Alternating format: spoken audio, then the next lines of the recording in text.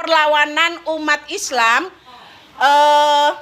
menghadapi orang-orang kafir Quraisy. Jadi suatu ketika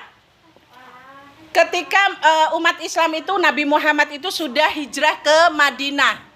Kemudian orang-orang kafir Quraisy itu masih kepengen melawan atau menyerang Nabi Muhammad. Akhirnya mereka itu mengumpulkan pasukan sebanyak 10.000 orang. Bergabung orang-orang Yahudi itu juga gabung tuh sama orang-orang kafir Quraisy itu. Mereka tuh membantu orang kafir Quraisy berjumlah 10.000 orang untuk menyerang Madinah. Nah, di Madinah itu sendiri pasukannya Nabi Muhammad hanya 3.000 orang. 10.000 melawan 3.000. Lebih dari 7.000 pasukan. Kurang, kalau umat Islam itu kurang 7.000 pasukan. Nah, orang-orang Muslim yang ada di Madinah itu kan merasa ketakutan ya. Ya Allah, itu yang melawan kita, musuh kita tuh banyak sekali. Sementara kita tuh cuman sedikit, cuman 3.000 orang. Gimana dong ini nanti kalau kita semuanya diserang? Apalagi Madinah itu dia berada di dataran ya, jadi gampang dikepung. Nah, akhirnya ada seorang sahabat yang bernama Salman Al-Farisi. Salman Al-Farisi itu membagikan pengalaman berperang dia kepada Nabi Muhammad. Dia bilang gini, "Wahai Nabi, kami dulu kalau menghadapi pasukan yang lebih banyak kayak gitu, kami akan menggali parit. Jadi dibikin parit yang besar sekali di situ, di sekeliling Madinah." Akhirnya Nabi menerima menerima saran tersebut. Madinah itu, jadi ini ceritanya ini Madinah. Nah, di sekitaran Madinah ini dibuat parit yang sangat besar. Parit itu semacam got, semacam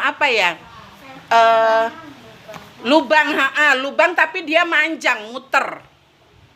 Ya, dia mengelilingi Madinah itu, digali tanahnya tuh digali selebar 3 meteran. Jadi kalau orang biasa mau loncat nggak bisa, gitu ya. Nah, kemudian digalilah itu parit di sekitar di sekitar Madinah. Nah, pasukan kafir Quraisy itu datang, udah dengan pasukan berkuda, pasukan pemanah, mereka tuh udah datang ke dekat Madinah, mau nyerang. Tapi karena ada parit, akhirnya mereka nggak bisa maju masuk ke Madinahnya. Terus mereka nungguin di pinggiran situ, di pinggiran paritnya tuh. Mereka membangun tenda-tenda. Jadi mereka punya pikiran gini, pokoknya kita kepung aja itu Madinah. Nanti kalau mereka itu lama-lama nggak bisa keluar dari Madinah, persiapan makanan mereka habis dan itu akan kita serang. Gitu ceritanya. Nah, itu jadi mereka tuh udah ngepung nih berhari-hari. Stok makanan di Madinah sudah berkurang banyak. Banyak orang yang sudah mengalami kelaparan. Orang-orang Muslim sudah banyak yang mulai kesusahan, kelaparan semuanya. Ya Allah, gimana ini? Wahai Muhammad, gimana dong ini? Kita mau melawan mereka gimana? Gitu ya. Terus pasukan Quraisy ini, pasukan kafir Quraisy ini nantang orang Islam. Jadi itu mau mulai perang tuh, mereka nantang orang Islam. Ayo, siapa yang berani maju melawan saya? Itu namanya si Amr bin Abdul Wud ya. Itu namanya Amr bin Abdul Wud. Nah, jadi dia itu menantang umat Islam. Ayo, siapa yang berani melawan saya? Ali bin Abi Thalib. Akhirnya yang menerima tantangan tersebut adalah Ali bin Abi Thalib. Ali bin Abi Thalib maju, kemudian mereka berperang. Teng teng teng teng teng teng. Teng teng teng teng teng teng teng teng teng gitu ya. Mereka berperang.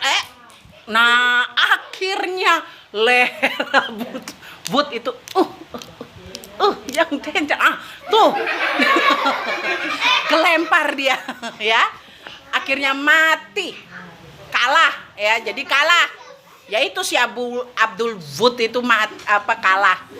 Nah, akhirnya Kafir Quraisy itu nggak bisa masuk ke Madinah, mereka nunggu lagi. Nah setelah berhari-hari ditunggu kok orang-orang Madinah nggak ada yang keluar gitu ya, tidak ada yang keluar untuk menyerah. Akhirnya suatu malam ketika mereka sedang menunggu, lagi tidur, asik tidur nih, pasukan musuh tuh lagi enak-enakan tidur di tendanya, Allah mendatangkan pasukan yang tidak kelihatan, yaitu apa? Bukan angin. Dikirimlah angin besar, angin topan. Vung, vung, vung, vung. Kocar kacir itu tenda-tendanya kafir Quraisy. Mereka lari ke limpungan. Waduh, ini ada apa? Ayo, ha. Banyak orang yang kena terbang, itu kena angin, disapu sama angin. Tenda-tendanya terbang kemana-mana. Kemudian apa? Turun hujan besar. Habis itu beras-berasnya, mereka punya bahan makanan, semuanya basah. Karena sudah kocar kacir semuanya, akhirnya mereka nggak punya bahan pangan, senjata-senjata mereka tuh hancur, terpaksalah mereka pulang ke Mekah kembali tanpa hasil. Maka umat Islam meraih kemenangan karena apa? Karena mereka itu takwa kepada Allah. Mereka yakin bahwa di keadaan yang paling mengenaskan pasti ada pertolongan Allah.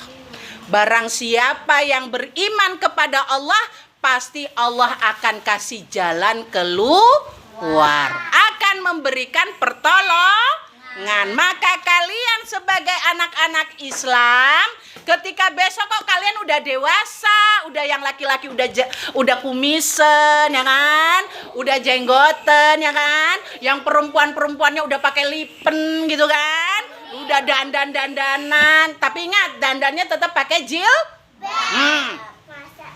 Sudah besar seperti itu, ketika kalian menghadapi persoalan hidup, tantangan hidup, maka jangan pernah menyerah.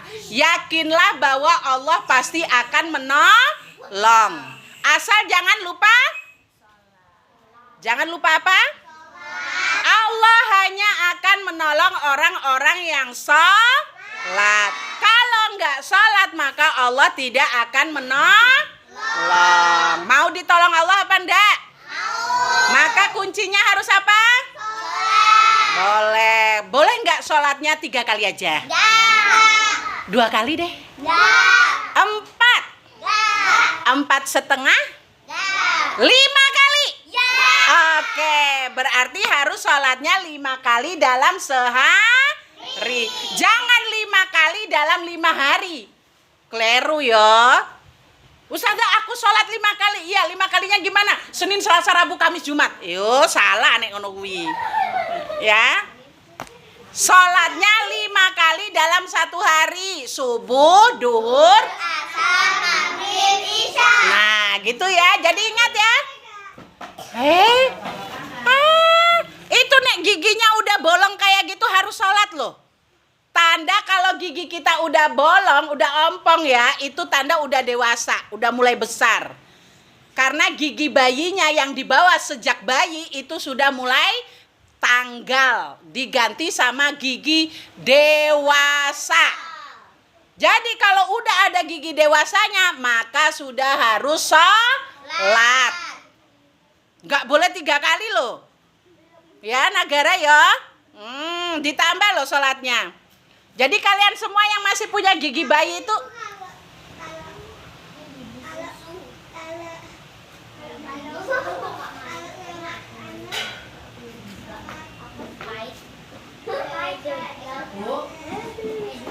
sholat subuh.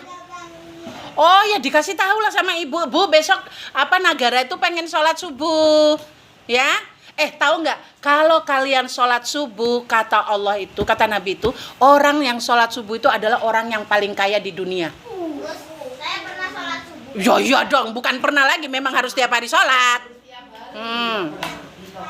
Sholat subuh itu ibarat kita memiliki dunia dan seisinya. Kaya orang yang ngono kuwi. Apa? Ribut hewe. Dah ya, itu saja untuk hari ini. Ingat pesan Ustazah Nida, apapun yang terjadi, jangan pernah tinggalkan sholat, harus yakin kepada Allah, dan yakinlah bahwa Allah akan menolong orang-orang yang bertakwa. Itu saja dari Ustazah Nida. Assalamualaikum warahmatullahi wabarakatuh.